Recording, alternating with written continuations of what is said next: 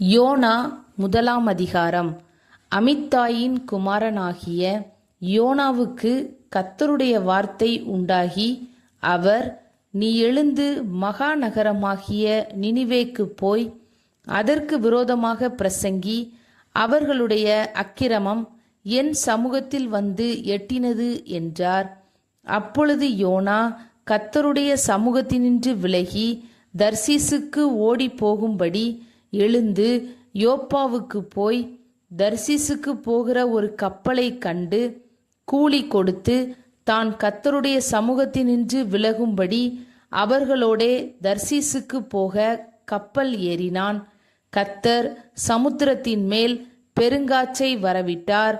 அதனால் கடலிலே கப்பல் உடையுமென்று நினைக்கத்தக்க பெரிய கொந்தளிப்பு உண்டாயிற்று.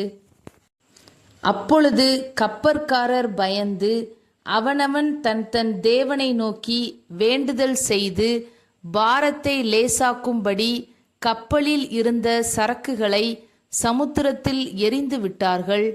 யோனாவோவென்றால் கப்பலின் கீழ்த்தட்டில் இறங்கி போய் படுத்துக்கொண்டு அயர்ந்த நித்திரை பண்ணினான்.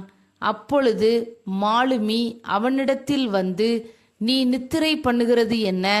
எழுந்திருந்து உன் தேவனை நோக்கி வேண்டிக்கொள், நாம் அழிந்து போகாதபடிக்கு சுவாமி ஒருவேளை நம்மை நினைத்தருளுவார் என்றான்.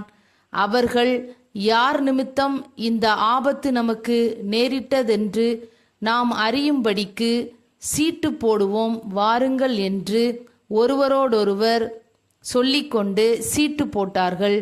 யோனாவின் பேருக்கு சீட்டு விழுந்தது. அப்பொழுது அவர்கள் அவனை நோக்கி, யார் நிமித்தம் இந்த ஆபத்து நமக்கு நேரிட்டதென்று நீ எங்களுக்கு சொல்ல வேண்டும். உன் தொழில் என்ன? நீ எங்கே இருந்து வருகிறாய்? உன் தேசம் எது? நீ என்ன ஜாதியான் என்று கேட்டார்கள்.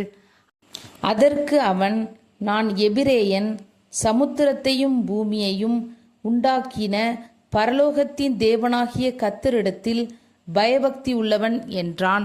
அவன் கர்த்தருடைய சமூகத்தினின்று விலகி ஓடிப்போகிறவன் என்று தங்களுக்கு அறிவித்ததினால் அந்த மனுஷர் மிகவும் பயந்து அவனை நோக்கி, நீ ஏன் இதை செய்தாய் என்றார்கள். பின்னும் சமுத்திரம் அதிகமாய் கொந்தளித்து கொண்டிருந்தபடியால் அவர்கள் அவனை நோக்கி, சமுத்திரம் நமக்கு அமரும்படி நாங்கள் உனக்கு என்ன செய்ய வேண்டும் என்று கேட்டார்கள். அதற்கு அவன், நீங்கள் என்னை எடுத்து சமுத்திரத்திலே போட்டுவிடுங்கள், அப்பொழுது சமுத்திரம் உங்களுக்கு அமர்ந்திருக்கும். என் நிமித்தம் இந்த பெரிய கொந்தளிப்பு உங்கள் மேல் வந்ததென்பதை நான் அறிவேன் என்றான்.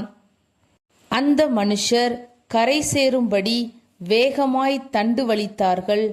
ஆனாலும் சமுத்திரம் வெகு மும்முரமாய் கொந்தளித்து கொண்டே இருந்தபடியால் அவர்களால் கூடாமற் போயிற்று. அப்பொழுது அவர்கள் கர்த்தரை நோக்கி கூப்பிட்டு, ஆ கர்த்தாவே, இந்த மனுஷனுடைய ஜீவனி நிமித்தம் எங்களை அழித்து போடாதேயும், குற்றமில்லாத இரத்த பழியை எங்கள் மேல் சுமத்தாதேயும். தேவரீர் கர்த்தர், உமக்கு சித்தமாயிருக்கிறபடி செய்கிறீர் என்று சொல்லி யோனாவை எடுத்து சமுத்திரத்திலே போட்டுவிட்டார்கள்.